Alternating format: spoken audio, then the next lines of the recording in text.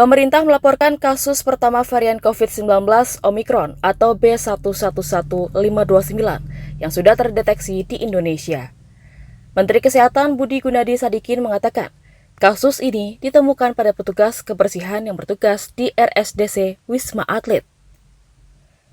Diketahui, pasien tersebut tidak memiliki riwayat berpergian ke luar negeri.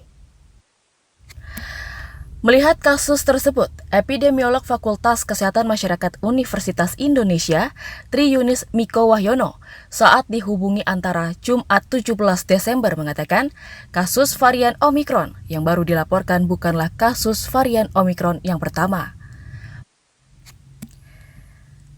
Menurut dia, dengan pendekatan epidemiologi, petugas kebersihan yang terinfeksi varian Omicron merupakan kasus primer atau kasus penularan pertama dari manusia ke manusia.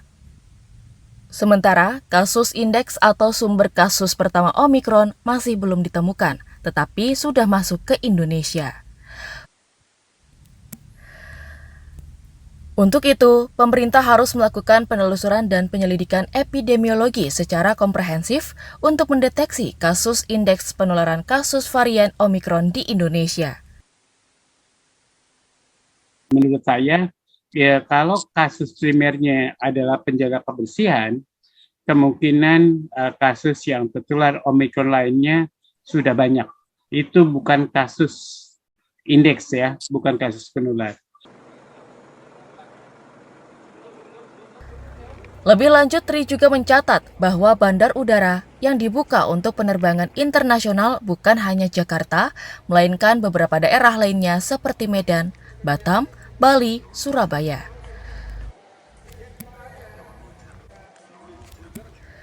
Untuk itu, potensi bocornya kasus varian Omicron di Indonesia sangat besar bukan hanya di Jakarta. Dengan hal tersebut, ia melihat kasus Omicron bukan hanya terdapat satu kasus di Indonesia. Sejalan dengan hal tersebut, dirinya menyarankan pemerintah dan masyarakat untuk membatasi berpergian khususnya ke luar negeri apabila tidak dalam situasi yang penting. Selain itu, testing untuk orang yang berkontak erat dengan pasien dan protokol kesehatan pelaku perjalanan yang akan datang ke Indonesia harus kembali diperketat.